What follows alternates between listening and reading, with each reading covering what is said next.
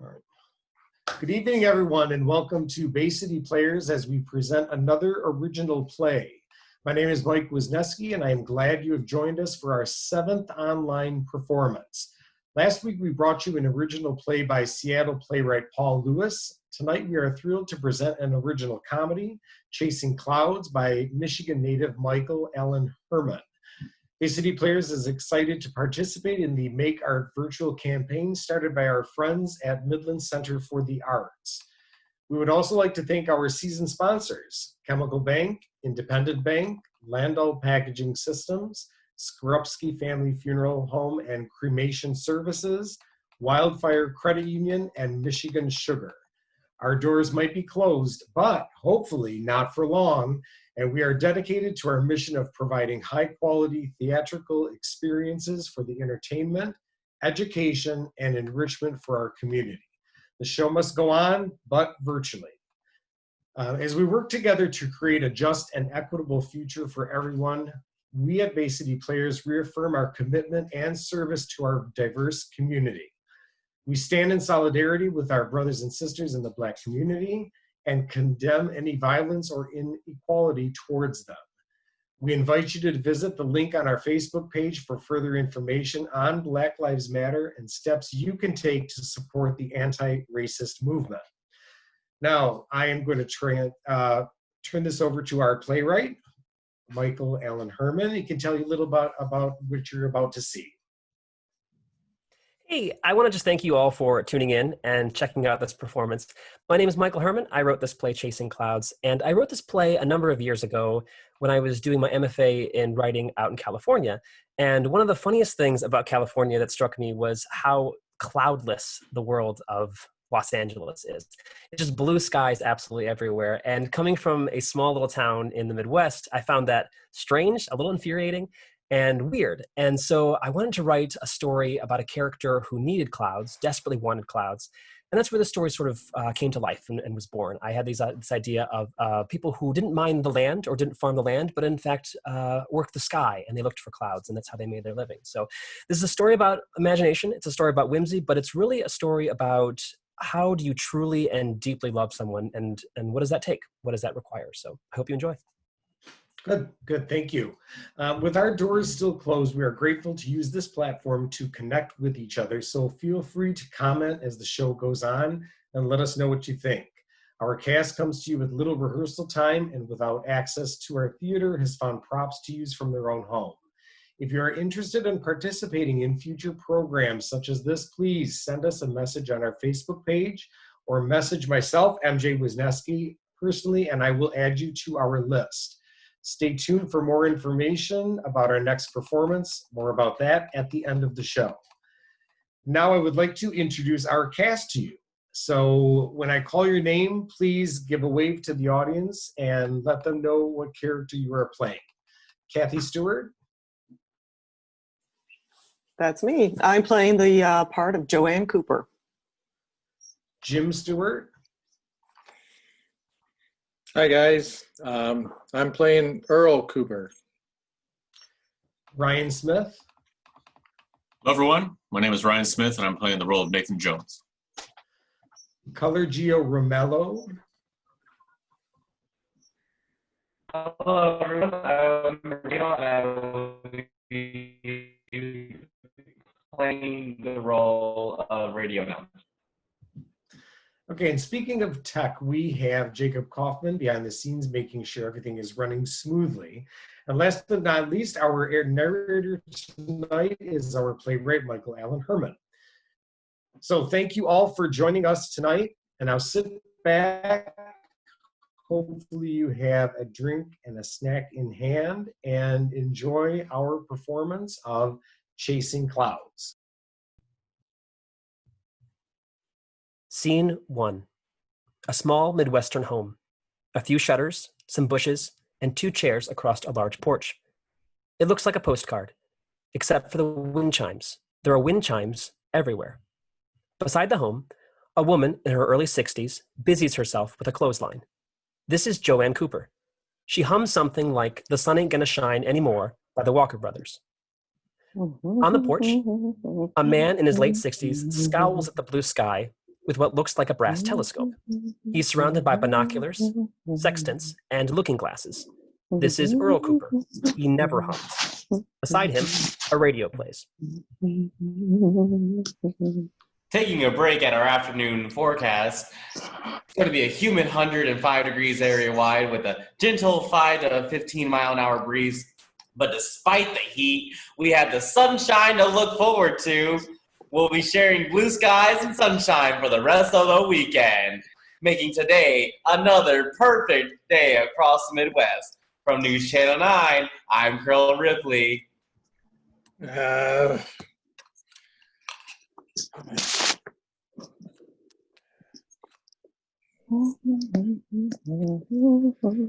do I do this? You just do what you feel. What I feel? Yes, what you feel. Ah, It's not lobotomy, Earl. It's whittling. Lots yeah, of people old whittle. whittle. Yeah, well, we are old people. When you say it loud. Do you need a book? What? A book Why would I need a book? for whittling. A whittling book. You have a whittling book? Well, I could find one. Libraries still exist last time I checked. No, I don't want you to drive all the way into town. Is that a yes? That's a no. Are you sure? It wouldn't be any trouble. I can whittle without a book. Look, see? It's easier than people make it out to be. You're looking at the sky. I'm not. Well, you were. Well, I wasn't. Well, we clearly aren't getting any work done today, so there's no sense making a sunny day even worse. Did I ever tell you what my mother said about misery? Yes, dear. She said people should accept misery. Let it run its course, like influenza. How did she die again? Influenza. But I think there's something to be said for that. People shouldn't shy away from misery. They needed to breathe it in. Deep gulps of it. Shying away from misery is like sunshine. Oh, it gives you sunburn? No, it makes you regret going outside. Well, people try their best. Oh, don't say that. Desperate people say that. Shock victims and heroin addicts. Blindly hopeful people. You're not one of those people. Well, I suppose there's still time.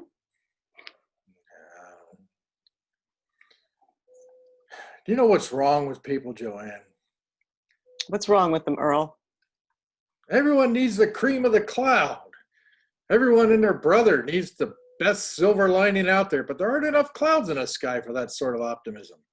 What's wrong with cirrus clouds? People should like cirrus clouds. I like cirrus clouds. They make some very interesting shapes, but no. Everyone needs goddamn cumulonimbus clouds. And you know I'm right. Everyone wants a cumulonimbus cloud. Well, people like things to root for. Oh, isn't that sweet? Everybody running around dreaming, looking beyond their means with telescopes. I wish I had a Cadillac. I wish I lived in a penthouse downtown. There aren't enough stars in the sky for that amount of hopeful faces like these are. I don't know. Did I ever tell you what my mother said about living?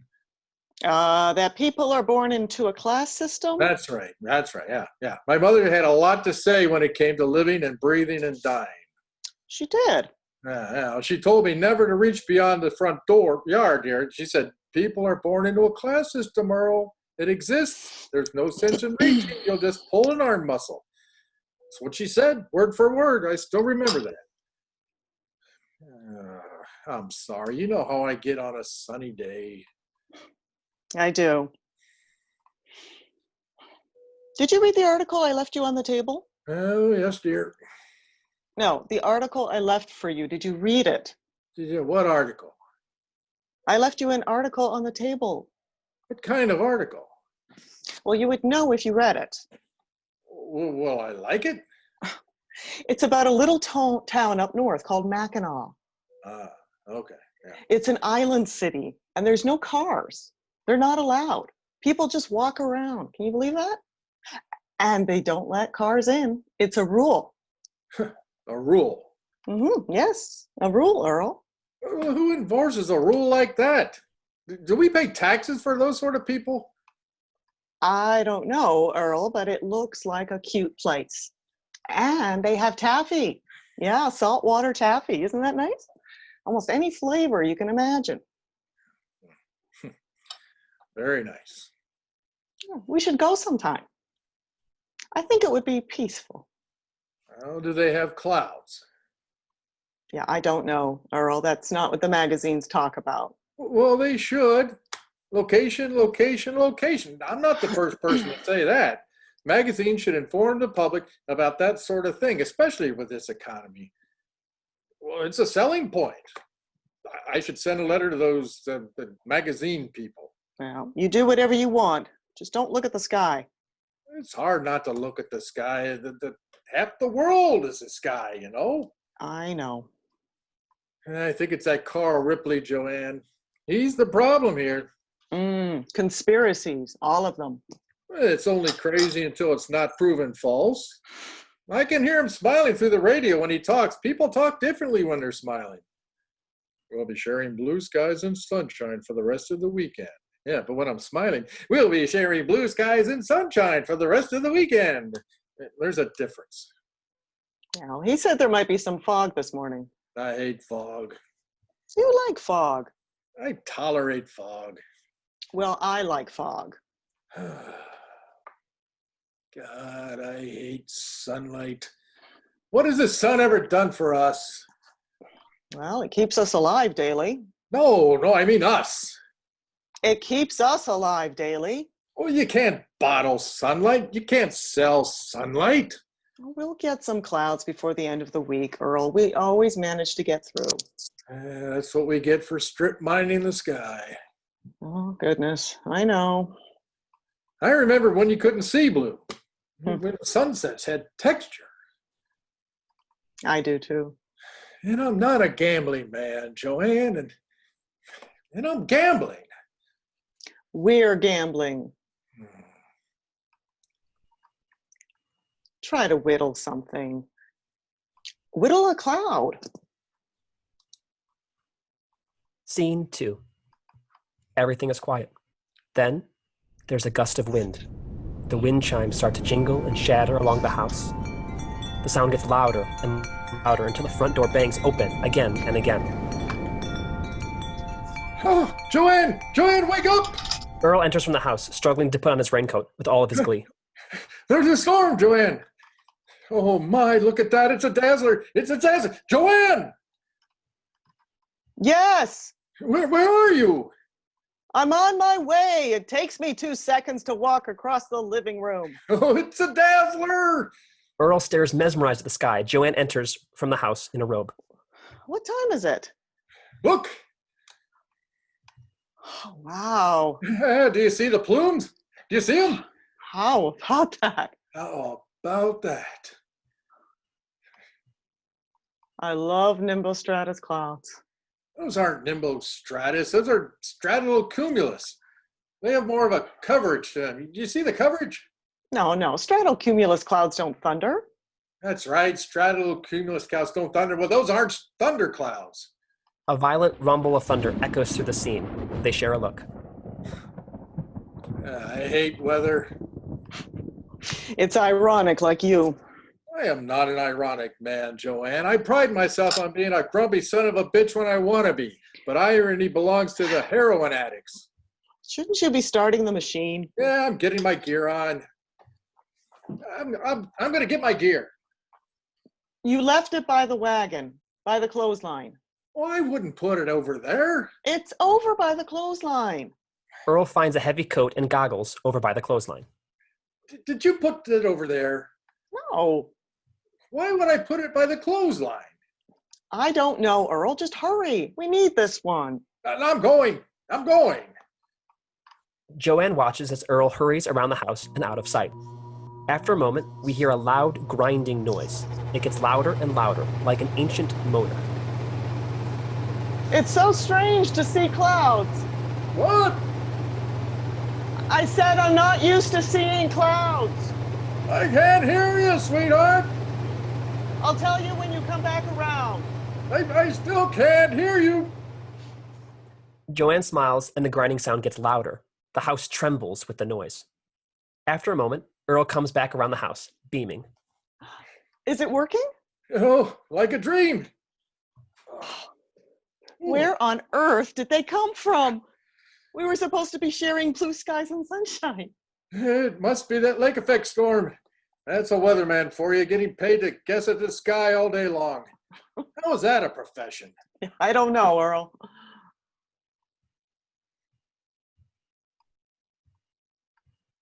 Do you see the polar fronts? That's right. my favorite part of the storm. Oh, I like how they... Almost spin in the sky. Yeah, that's right. Oh, I love weather. Oh, you love weather now. Ah, you know what I mean. Oh, one of those looks. Yep, one of those looks. They kiss gently and look back at the sky. But the joy starts to drain from their faces. Do you hear... Yeah. Is the turbine slowing down? I don't know. It's not supposed to do that, Earl. Well, I know it's not supposed to do that. Is it still collecting the linings? Well, I don't know. Well, should you jumpstart it? Well, I'm going to try to pull the serotopper again. I think it's the snack room. Joanne, it's a serotopper. Why would it be the serotopper? Because serotoppers have a distant tin cry when they get getting loose. Do you hear the tin cry? No? Well, there is one. It's the whining sound. I'll be right back. If it's the snack room, you make breakfast. Earl vanishes around the house again. After a moment, we hear a sickly snapping sound. Joanne listens, horrified. Earl, what was that? Was that the serotopper? Ah! A mighty crash echoes across the stage. The house shakes, and Earl begins to scream over the storm. Earl, what's going on? Joanne hurries off the porch, around the house. Earl continues to scream. Oh, gee. Oh, God, Earl, are you all right? Where are you? Oh, my God, Earl, come here. Can you hear me? Earl? The storm continues to roar, panic, and thunder. Scene 3. The Cooper's house is golden in the sunshine. Everything seems normal, just another sunny day on the farm. Everything except Earl's leg. He has it fixed in a makeshift splint. Looking ahead at the week, temperatures are going to be a comfortable 97 degrees across the greater Berrien County, with humidity down to a pleasant 85%. And get this, ladies and gentlemen, after last night's storm, it looks like we'll be cloud-free for the rest of the week, making another day in a paradise. From News Channel 9, I'm Carl Ripley. Can you believe that? Did you hear him? No, I did, dear. Nobody thinks this weather is paradise. Paradise? It's like we live in Seattle or something. Well, I guess paradise is a relative thing. Oh, heat stroke is a universally unparadise-like quality. Well, I find it a lovely way to spend an afternoon. Oh, I see. You see. Yeah, you're a hop, skip, and a jump into the fire on this one, Joanne. What? I said that frying pan thing. What, the idiom? Yeah, the frying pan idiom, a hop, skip, and a jump. It's a hop, skip, and a jump, or from the frying pan into the fire. It's not both. Well, it makes perfect sense in this conversation. You are a funny man, Mr. Cooper. No, I'm a cripple. Oh, we don't even know if you broke it. I broke it. I might as well get myself a wheelchair. Well, I was hoping you'd be the first one of us in a wheelchair. I'm serious, Joanne. We needed that storm last night, and I lost it. Well, I told you it was the snack room. Oh, it sounded like the serotopper. It had that distinct tin cry, and in the whining, it's taunting me. Oh, now I think we're bordering on the melodramatic. Carl Ripley said we aren't supposed to have many more storms this month. Oh, and the weathermen are always right. He said one more. Maybe one more. I'm banking off on maybes now. We're banking off maybes. You know what I mean. It's going to be, If you say all right, well, don't make that face. what face? That face, the one you're making, it'll give you wrinkles. I already have wrinkles. Well, when you say it out loud. Oh, goodness, Earl. Be angry, be angsty, but just don't be whatever this is. Do you want to talk about it? No, you're cleaning. Oh, and nothing is more important on this brown earth than cleaning, Well, you always clean when you're nervous, or when the house needs cleaning. which means that I'm making you nervous. And the last thing I want to do on this farm is make you nervous, because when you make you feel nervous and I feel nervous and I make you more nervous, it's just a contagious circle. Loneliness is a cloak you wear, Oh, don't sing that. a deep shade of blue is always there. I'm not singing with you. The sun ain't gonna shine anymore. If I wasn't a cripple, I'd walk The away. moon ain't gonna rise in the sky. The tears are always clouding your eyes when you're without love. Thank you. Mr. Cooper, did you just say those two words? No. You could not have just said those two words. Oh, don't expect him ever again. Oh, Mr. and Mrs. Cooper? Did you hear something? Mr. and Mrs. Cooper? Oh, Jesus. Is that Nathan? You think 40 acres of sky was enough distance between houses? Are you home? Yes, dear, we're on the porch. But don't tell him where we are. Well, you can't hide from him anyway. You're a cripple. A man in his late 20s comes whistling onto the stage, something like I Can See Clearly Now by Johnny Nash. This is Nathan Jones, full of Midwestern charm and too much optimism. He proudly carries his favorite walking stick. Hey, Mr. and Mrs. Cooper, how are you folks this morning? Oh, we're fine, Nathan, just fine. How are you? First rate, Mrs. Cooper, first rate. I was just mixing up some lemonade. Did you want some? You weren't mixing up any lemonade. She wasn't mixing up any lemonade. I was seriously considering mixing up some lemonade. You were not. Can you stay, Nathan? No, I was just on my way downtown. Mr. Cooper, what happened? I'm starting a new fashion trend. You like it? Now, he speaks fluent sarcasm, Nathan. It's best just to ignore him. It's been sunny, huh? Oh, sure. But that storm last night, best score we had all month. I got 10 milligrams. 10 milligrams? Really? Did you hear that, Earl? Yeah, I heard him. It was such a shock. Nimbo Stratus on the front steps. I had to run out to catch him. We did the same. But did you do well? It looked like there were some good plumes on your side of the fence. I had my fingers crossed for you. Both hands crossed. We did fine. I'm glad to hear it. But hey, that's the Midwest for you. All 4 seasons in the same day. Mother Nature's dress rehearsal. Yeah. Are you sure you can't sit down?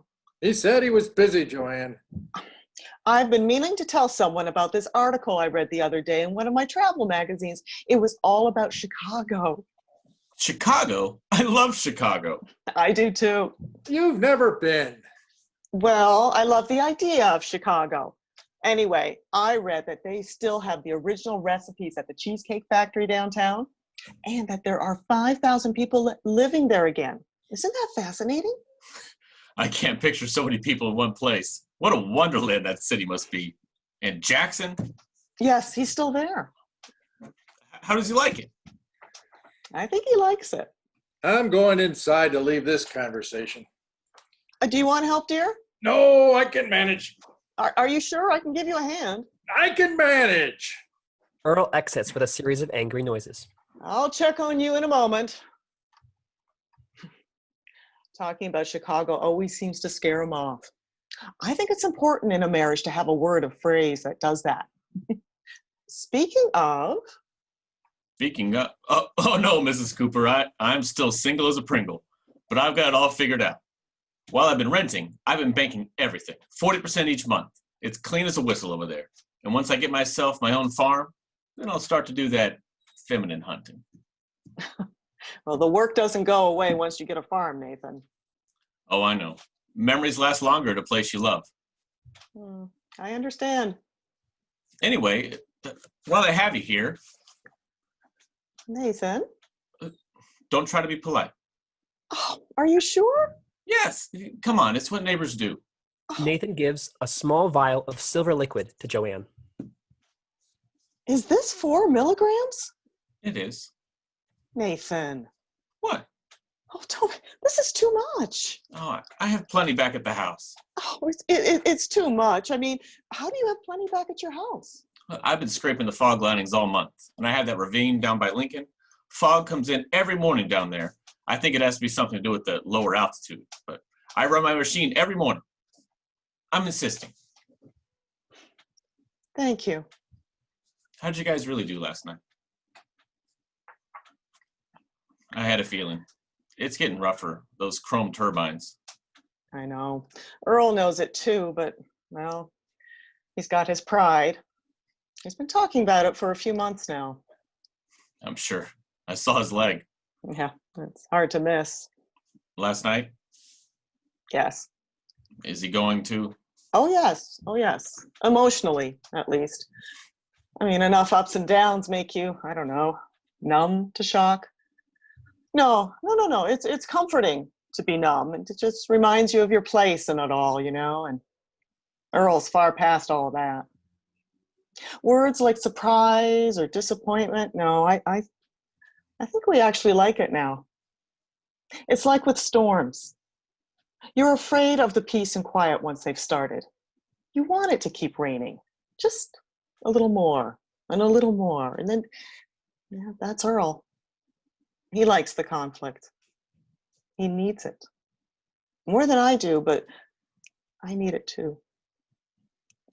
As long as we have something to complain about, we'll be just fine. I know the feeling. Thank you again, dear. I'll be back sometime next week. There'll be a pie in it for you. A cherry? Oh, always. You spoil me rotten, Mrs. Cooper. Nathan beams and whistles away. Joanne feels the coarse wood of her porch. She inspects the details of her familiar world. Scene 4. Dusk splashes across the house, pastel and perfect. Lazy clouds in every color float far off in the distance. This time, Joanne has her eyes fixed on the sky, while Earl chips away at his block of wood beside her. I think there's a reason why you can't see the whole sky at once. It makes it special somehow. I think hell is just a group of people sitting around a table whittling. You might be onto something, dear. A block of wood, a knife, that's all the torture chamber needs. People would talk. I don't like when there's knots in wood. Do you see this? Can't trees just grow better? You can stop at any time. I only asked you to try it. Well, this one's almost done. Mm-hmm. That was a dreadfully smug noise. Well, because I'm dreadfully smug. Don't get on your high horse. A high horse? I just want to finish this one. Okay, after 40 years, I can pick a hobby. Well, you know best. What was that? Oh, nothing. You're in a good mood, huh? Today I am. Well, in that case, Earl, I have something to say. You don't have to ask permission, just say something. No, I'm not asking permission, but you're not going to like it. I'm not going to like what? This conversation. Well, you certainly have my attention now. Well, you know, I believe in being frank sometimes, and I think this is one of those times. All right. I just want to warn you so you don't get too angry with me.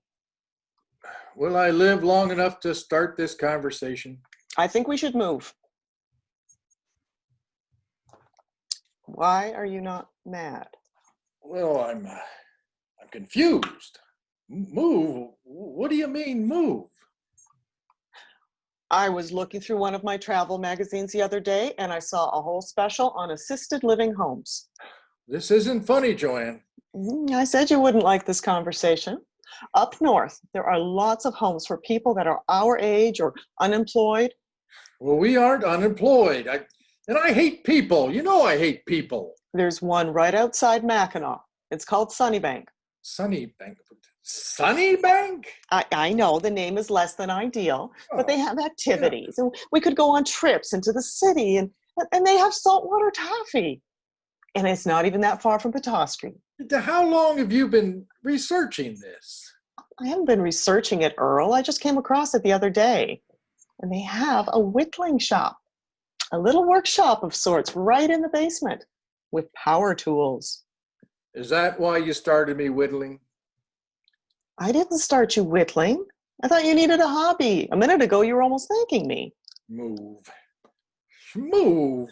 Yes, Earl, move. You've heard the word move before. Is this because I broke my leg? We don't even know if you broke your leg. All right. If you can walk around on it like you have been, it's probably not. Joanne, I want you to do me a favor. Now look over at that tree, that big one over there. Do you see it? Oh, don't do this. My great-grandfather planted that tree. It has his initials on it, and the initials of the girl he loved in high school, the ones he crossed out and then rewrote before she became my great-grandmother. Yeah, you've told me. And over there, you see that boulder over there? I moved that with my father and the Marcy twins. Mother said it couldn't be done, but we did it. Earl. We moved it because we're stubborn. Coopers are stubborn. My father told me that. He said stubbornness is the best thing you can learn on a farm. It applies to everything. Yeah, I understand why And you're upset. I'm not done. My grandfather invested his whole life in this farm. My father invested his whole life. I will invest my whole life in this farm. No matter how dry the sky gets, I am staying. I will be buried in the ground right there in that spot that has been reserved for me since before I was born. This place, this plot of sky is more than just a home, Joanne. It's tradition. A tradition I am supposed to keep, shine or rain.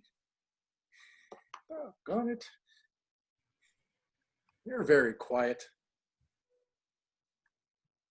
No, I understand. You always seem to know best. Are you being ironic? I'm not being ironic. I hate irony, Joanne. I know, because it reminds you of your mother. And chairs remind you of your uncle. And the picture frames remind you of your step cousins. And I understand how much this place means to you. But we might not be able to take care of it anymore. And what happens to us then? Do we just die? Do we just fall over without having stepped past our front yard? I don't even understand where this is coming from. I am responsible for this farm, Joanne. It's that simple. Why are you responsible for it? Well, because Jackson is not here. Excuse me? I said Jackson is... Yeah, I heard what you said. Yeah, well... Well, you will not make this his fault. Why? He doesn't live here. He doesn't work here. Stop. And if my son doesn't want to take on his own father's legacy, then I can say whatever the hell I He wants to be an architect, Earl. Oh, yeah, once. 10 years is too long to spend chasing a dream. 9. 9. It's been 9 years. 9 years is too long to be sent chasing a dream. It's wrong to be that optimistic, that blindly hopeful. Oh, and what about 67 years, Earl? What about holding on to a dream for 67 years? I will not leave. You certainly are, Cooper. Born and bred. I have something to fix. Yeah, well, dinner will be ready in an hour. Earl limps around the house towards his machine. Joanne is left on the porch alone. She takes Nathan's silver linings out of her pocket and stares at them for a while. She nurses dark thoughts. Scene 5. The sky is getting darker by the minute. Earl watches the sun slip over the horizon from his favorite spot on the porch.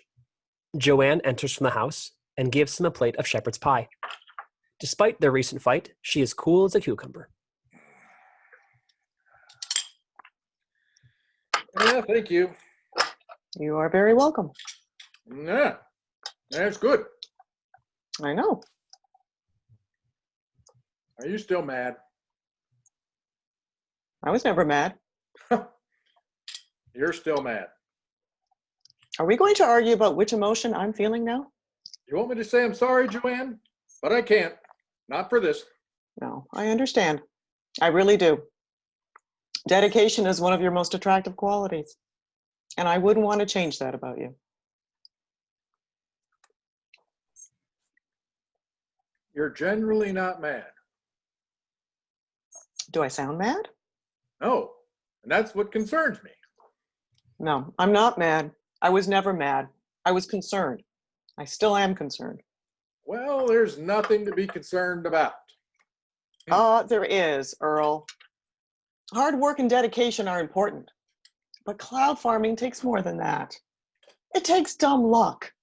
Just luck. We sit here and we pray for clouds to come floating through our patch of sky, but at the end of the day, there is nothing you can do to make them come to you. It's just a crap shot.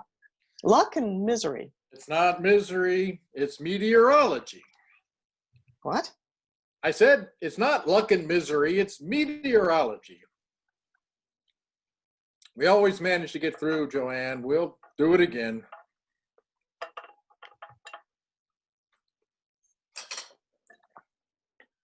Earl, I have one more question. Does this one also come with a disclaimer? No, it's just a question. All right. If we don't make our quota this month, would you be willing to consider a home up there? A retirement home? A different place, yes. I don't know.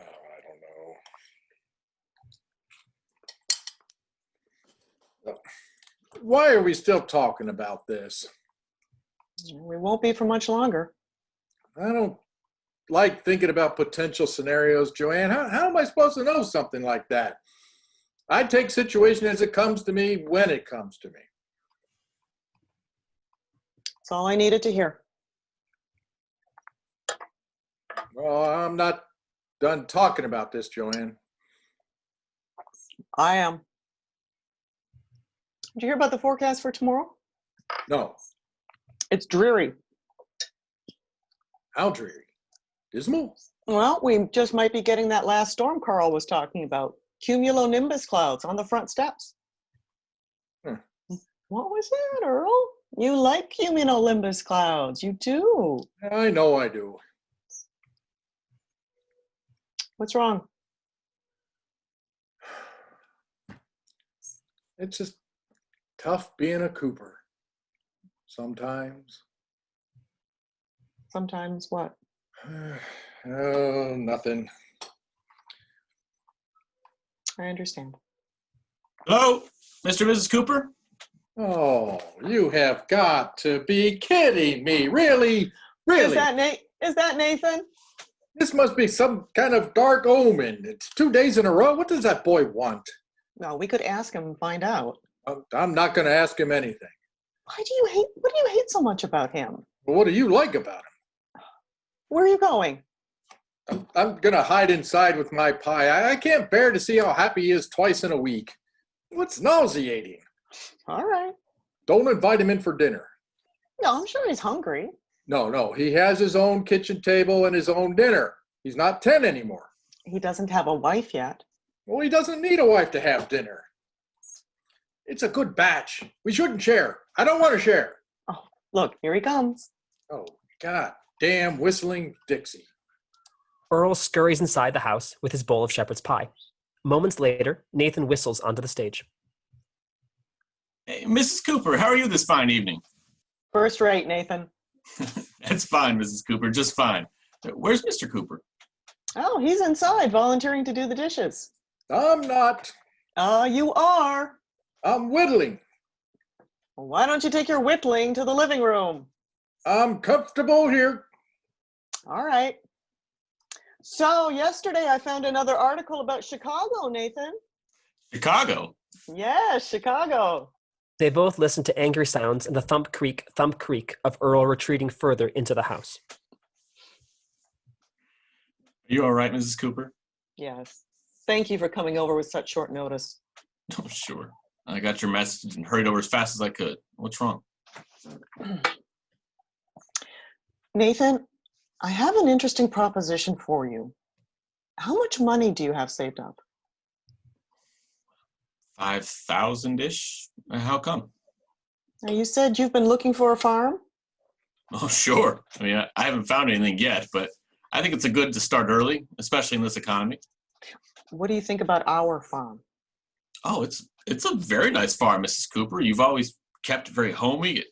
No, Mrs. Cooper, this place is far too good for me. I wouldn't be able to afford a house like this for years. Oh, no, we'd give you a neighborly discount. A what? A neighborly discount. It'd be robbery. No, not if we want to sell it. We would know it's going into a pair of wholesome hands. You want to sell it? We do. Earl wants to sell it? I think Earl is too much of a Cooper to let this place go by himself. I've tried asking him, but you know how he is. I think the only way he would ever let go is if it wasn't his fault. It's just too close to him. And I've known the man most of my life, maybe all of my life, but I know when there's something weighing. And this place, it's been a weight for a long time. I don't think he's really wanted this house since Jackson left. Cooper pride. Yes. Yes, he's got that habit like the rest of them, and I understand. It's tough for people our age to change. Old dogs and all that. But everything changes. Weather changes, so I have a big favor to ask, dear. Sure. We're going to do something about this place. I can't upset Earl. Oh, no, you wouldn't be upsetting him. Well, I would be upsetting him. You would just be an accomplice. How do you feel about being an accomplice? Would he know I was involved? No, never. This sounds like sabotage. Well, it is. A married couple knows each other better than they know themselves. I mean, they see everything, every flaw, every little quirk, and they have to protect those weak spots, even from themselves. You think those spots are mistakes, but they are where the real beauty is, where the rain is, and thunder, and sometimes a whole lightning storm. But storms aren't meant to be in one place forever.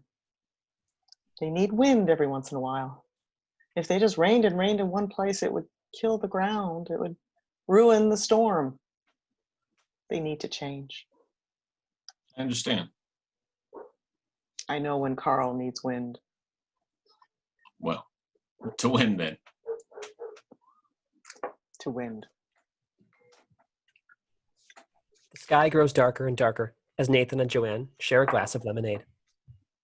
Scene 6. Nothing has changed on the Cooper's farm. There are still a few shutters, some bushes, and 2 chairs across the large porch. Everything still looks like a postcard.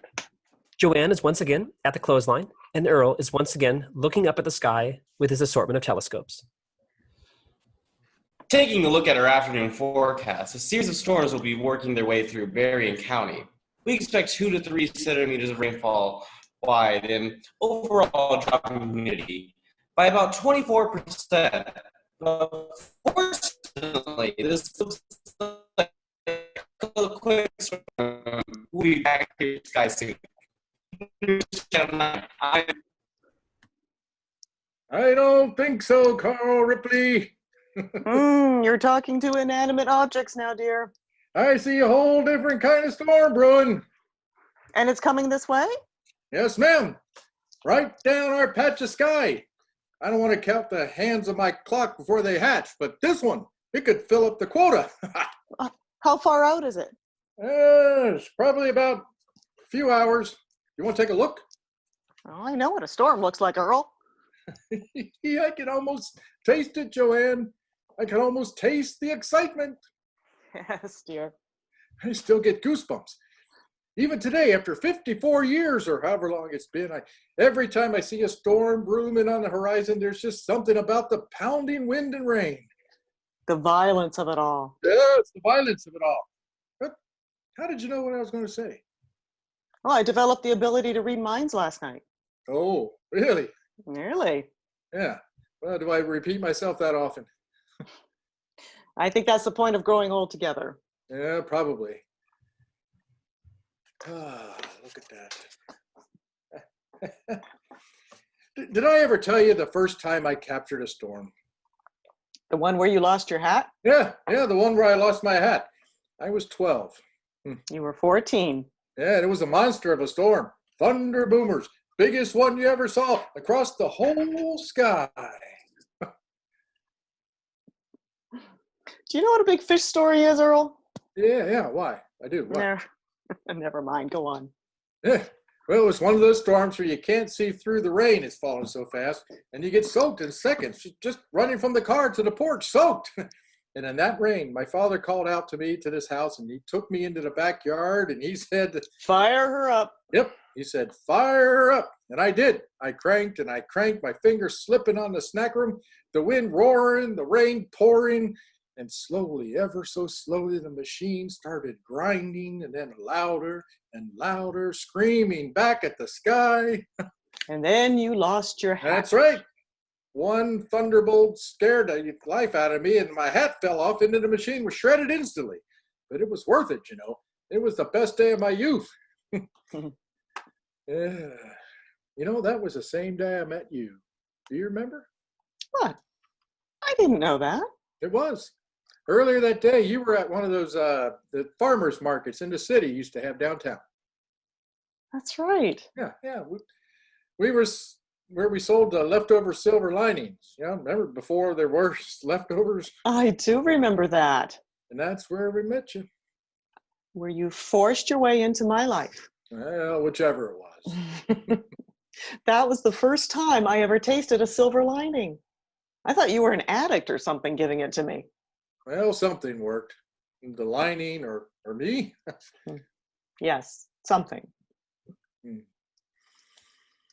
Yeah. Pumpkin pie, right? That's what your first lining tastes like?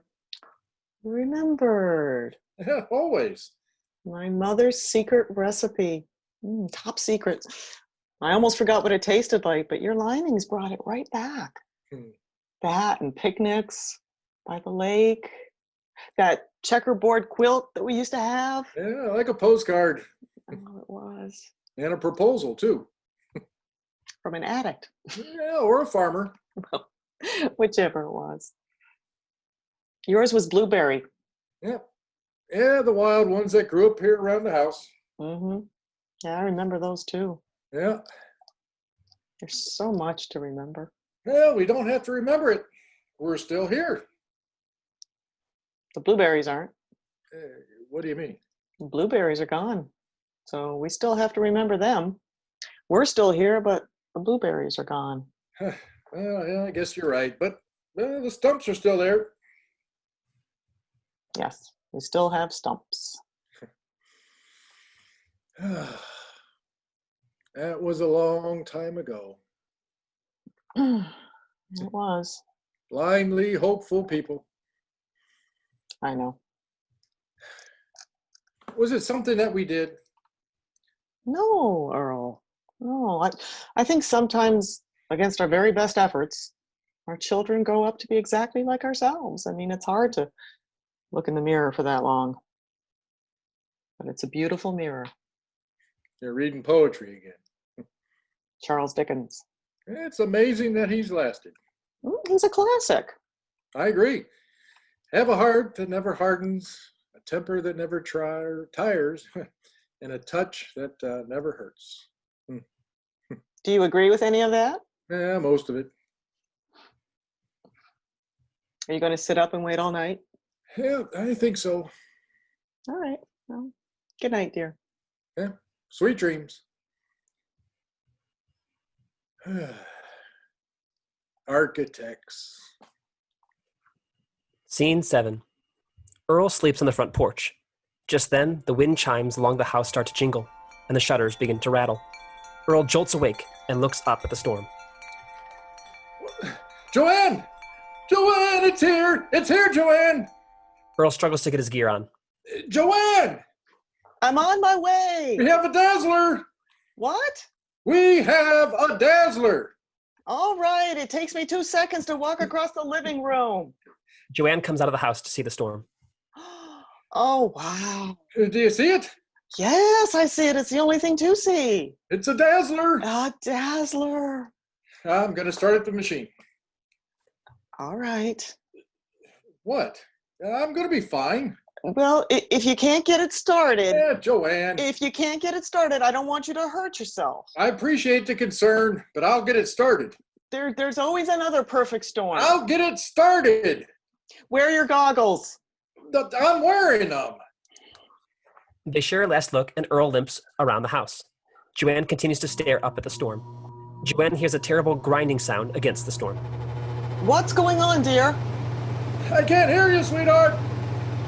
I'll tell you when you come back around. I still can't hear you! The grinding sound is awful. It continues as the shutters continue to bang over and over. Joanne tries to maintain all the loose pieces of the house. And then, as quickly as it came, the storm begins to die down. Joanne stares up, watching the clouds leave. The grinding sound behind the house continues. Earl tries again and again, but the machine won't start. The rain stops altogether. Joanne listens, waiting for the real storm to start. Earl starts to make his way back around the house. Earl, what happened? Sweetheart. Someone stole our snack room. Stole it? Yes, What do you mean stole it? I mean stole it. They took it right out of the machine. It wouldn't start. Then I looked inside. The whole snack room is gone. All right. It's gone, Joanne. Are you sure it didn't fall out or something? Yes, I looked around the whole machine. The whole piece was gone. Not a broken inside. Someone snuck into our farm and broke into my machine. Stole a few feet of iron? I don't know why they did it, Joanne. I don't understand the criminal mind, but that's what happened. Snackums just don't vanish. God. You don't believe me. No, I believe you. Then why are you doing that? Doing what? Doing that? I'm trying to figure this out.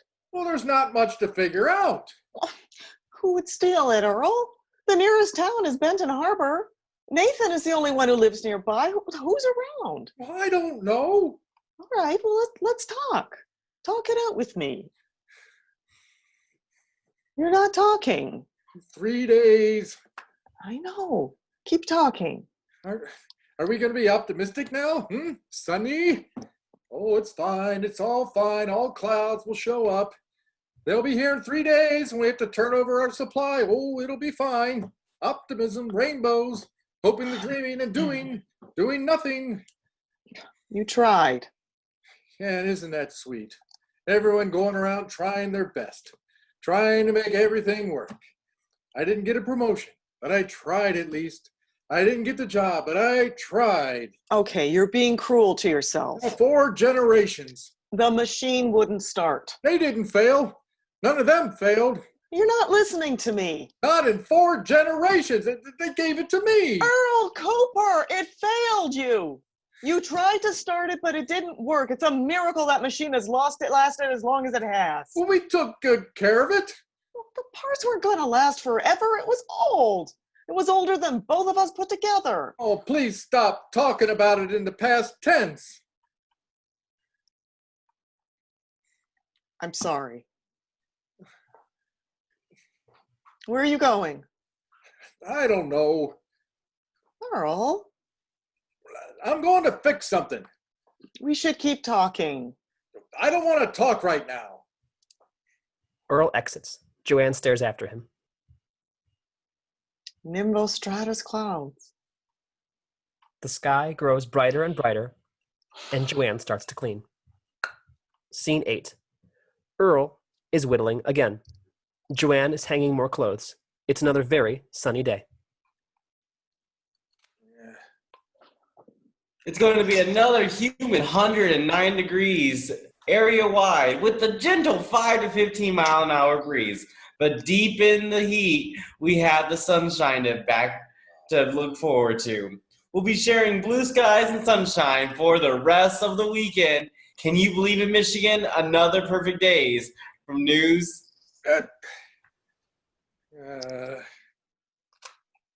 9. What? 9. All right. That's counted the supply. We have 9 milligrams total. No, it was a bad month. You're blaming yourself, but it was a bad month. I missed 2 storms. We missed 2 storms. Well, that doesn't sound like the weather's fault. Well, then whose fault is it, Earl? Mr. and Mrs. Cooper. You have got to be kidding me. Are you home? What on God's brown earth is that boy doing here? Oh, be nice. I don't want to be nice, Joanne. I'm done being nice. When have you ever been nice to him? Well, I could have been meaner. Well, let's just see what he wants. Well, it's not. Mr. and Mrs. Cooper. We're on the porch, Nathan. Hey, Mr. and Mrs. Cooper, how are you folks this morning? We're fine, Nathan. What can we do for you? Oh, I was just passing through again on my way downtown. Thought I'd stop by. Oh, why? Because it's neighborly, I guess. Oh, is it? That's enough, Earl. Is everything all right? Yes, we're fine. What does neighborly mean to you, Nathan? Earl? No, I'm just asking him a question, Joanne. Is there something wrong with that? No. Now, Nathan, what does it mean to you to be neighborly? I don't know.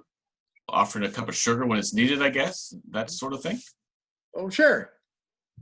Yeah, sure. Do you enjoy sharing, Nathan? Nathan, maybe you should come back later this week. No, I would like to talk with him. Do you mind talking, Nathan? I don't. Oh, good. Because I've been thinking about the word neighborly, Nathan. And I think I'm a little confused about it. Earl? One second, Joanne. Is it neighborly to cut wood for a neighbor, Nathan? I think so. I do too. And is it neighborly to, say, borrow tools from someone? Sometimes. Sometimes, yeah. What about snack rooms? What?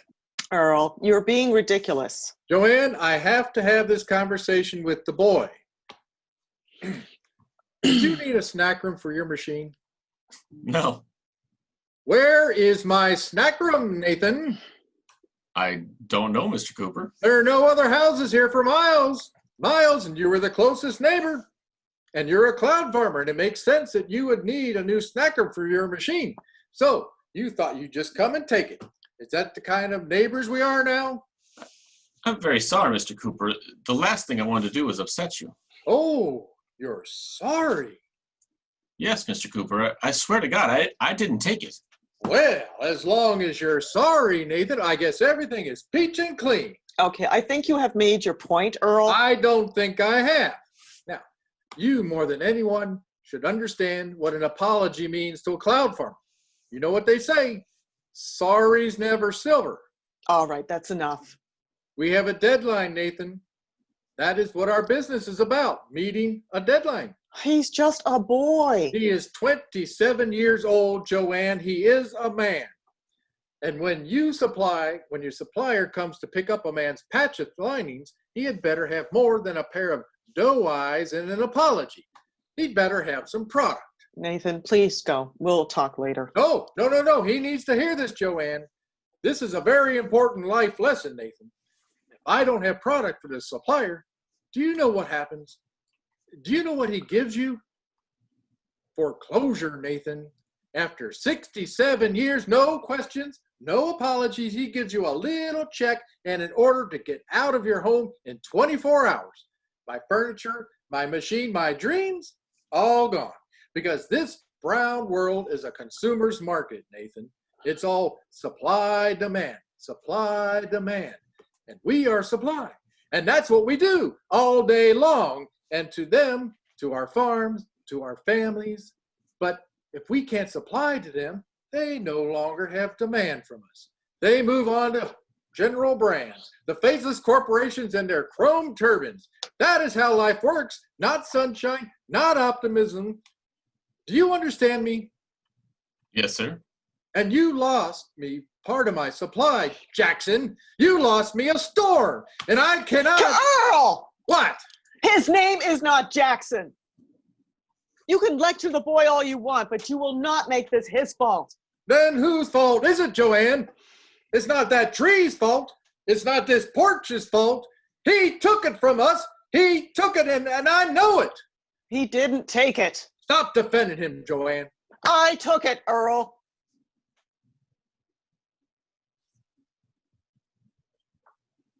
You took it. Yes, Earl, I took it. I buried it in the backyard. Leave Nathan alone. That was our last storm, Joanne. I know it was. Foreclosure, Joanne. No, Yes, Joanne, that's what this means. I have a buyer lined up. Oh, a buyer. What? What? Who? What? Nathan? Yes, Earl. Nathan!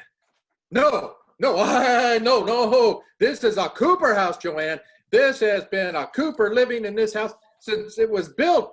That's why it's called the Cooper house. Nathan is not a Cooper. He's a Jones. He's a Nathan Jones. He's not just a Jones, Earl. He's a... Mr. Cooper, with all due respect, I might just be a Jones, but I can watch over this farm like a Cooper. Oh, and how would you do that? I'll win the machines just like you do every day, and I'll clean the houses just like Mrs. Cooper does, and I'll keep it looking exactly as it does now. That's a promise, Mr. Cooper. It'll be safe. No, Nathan. You are not supposed to get this farm. You are not my son. You are not Jackson. Neither are you, Earl. Neither are you. But Nathan is here, and he wants this farm, and he'll love this farm. Our farm. Our home, Joanne. A home is where you're born and raised. I am a cloud farmer. My father was a cloud farmer. My grandfather was a cloud farmer. I am supposed to be buried right here. Right here, Joanne. That's what being a Cooper means. No, that's not what being a Cooper means, Earl. For some reason, you think stepping off this property means you'll be giving up your name. As if this whole world, this whole dynasty rests on your shoulders. But it doesn't. It doesn't. No. You'll always be stubborn. You'll always be dedicated. You'll always be too hardworking. That's what being a Cooper means. Not that you own a house. Not that you mind the sky. It's that you chase things. And I'll always be a Cooper too. I'll always be just as stubborn and just as dedicated and hardworking because I care about something more important than this old house and these shutters and this porch. I care about something more important than clouds. What is more important than clouds? You, Earl. You. And I am willing to let you hate me for that. I am willing to hurt you for that. I am willing to let go of everything if it means saving you from yourself. Because you're worth the rain, Earl. You're worth the thunder and the screaming back at the sky. You're worth the noise. You are the noise. And if you ever lost that, if I let your storm die, I wouldn't be able to handle the peace and quiet. I wouldn't be able to handle that much blue sky, that much silence in my life. So I had to do this. I had to do this, Earl. I did. You may never forgive me, but I will not be made a widow until I can no longer chase you. You're my clowns. And I am not done growing older with you. Very long silence. Earl exits. Joanne stares. The wind stops, the sky brightens, and everything is perfectly quiet. Scene 9. Earl stands beside his white picket fence. He picks at the cracked paint. After a moment, Nathan appears behind him. Do you need new paint for your fence? Yeah, no, we're fine. It wouldn't be any trouble. I think I have some left, some white paint from the last time I touched up my trim over at the rental. Well, we're fine, Nathan. The detailing looks really nice. Yeah, my father wanted it to match the fence that was here before this one. That makes sense. Mrs. Cooper made some shepherd's pie. She wanted me to tell you before it got cold. I'm not hungry. That makes sense. I feel like I'd be a bad Midwesterner if I didn't apologize for what we did. We didn't mean for this to feel like a betrayal. I know. I just feel personally responsible. Mrs. Cooper didn't know how to remove a snack room before I taught her. She asked me to teach her. She wanted to do it. I was wondering how she did it. Sorry. No, don't ever apologize. We have to. I mean, we should have asked you first, but we didn't. And that's not what Michiganders do. Well, she did ask. I just didn't listen. Stubbornness is the best thing you can learn on a farm. It applies to everything. That's good. I'll remember that one. Mr. Cooper, I've been running a clean farm over at my rental. I'm usually humble, but I'm good at what I do. Very good. I make every cloud worth it, and I care about the sky. It means something to me. Not just to me, to everyone else, and that's why it means something to me. I'm very good at fog linings, and I will treat this house like a home. Well, it is a home. I know. Well, this fence is going to need replacing.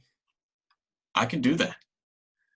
Well, and, well, the kitchen cabinets need leveling, so does the front porch, and probably the roof, too.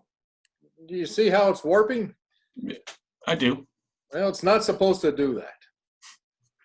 It's supposed to be flush with the end couplings. I just redid mine.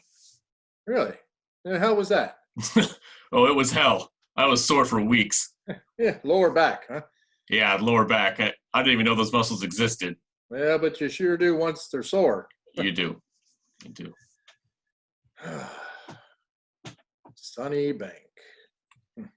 What's Sunny Bank? Well, it's hell on earth. But there's a plot of land next to it.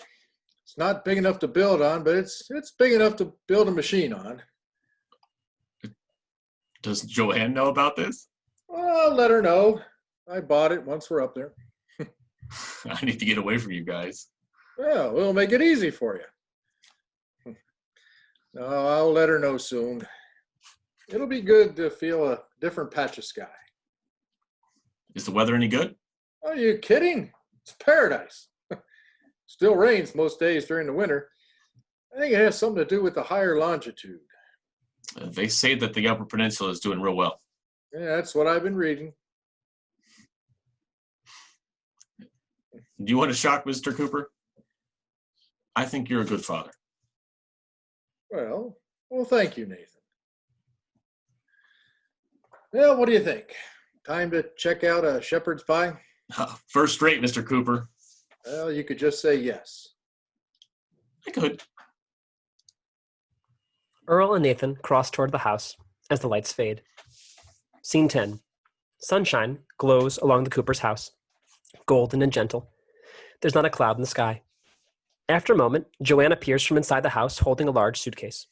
Nathan appears from the house beside her. She takes the umbrella from the porch and steps into the front yard. Earl? Earl, where are you? I'm cleaning the stove. You've never cleaned the stove a day in your life. He's never cleaned the stove a day in his life. Well, there's no time when it's present. Like the present. What? Like the present. That's what I said. All right. I just want to make sure it looks right. I understand. Joanne looks up at the house. Really looks. She sees the familiar shutters, the bushes, the chairs. Earl appears at the door, holding his own suitcase, but he doesn't step off the porch. Are you ready? Yeah, I put the wind chimes in your bag in case you were wondering. I noticed. And my telescope and silverware and the lamps and a few picture frames and, well, I think that's it. Yeah, and some clothes, hopefully. Oh, yeah, some clothes too. All right. All right. Very slowly, Earl steps off his front porch. Every step means something. In the front yard, Joanne takes hold of her husband.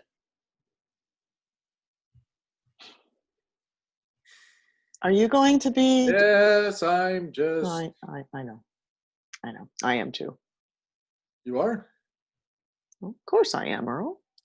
Well, it's going to be. I know. I know. For a while. Just for a little while. I know. Are you sure you're Yes. good? Then don't make that face. You'll get wrinkles I already have wrinkles. when you say it out loud. Nathan, Yes, Mr. Cooper.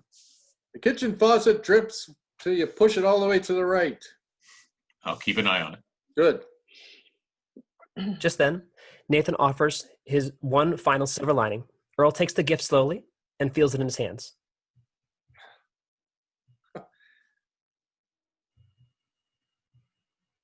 Well, thank you, Nathan. Thank you, Mr. Cooper.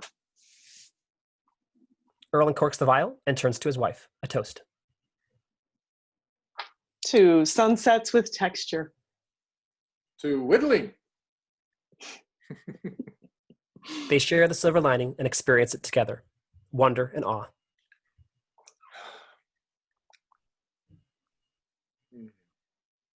What do you taste? Something worth chasing. Together, Joanne and Earl walk off the stage. Nathan watches them go as long as he can. Then, he works his way over to the front porch and sits down in Earl's favorite chair. He looks out into the horizon, chasing clouds. The sky gets darker and darker. The world dissolves, and the sun ain't gonna shine anymore. End of play.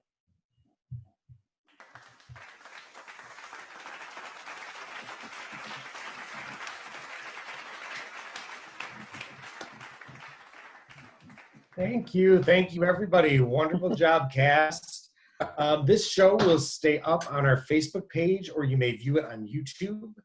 Thank you for your continued support.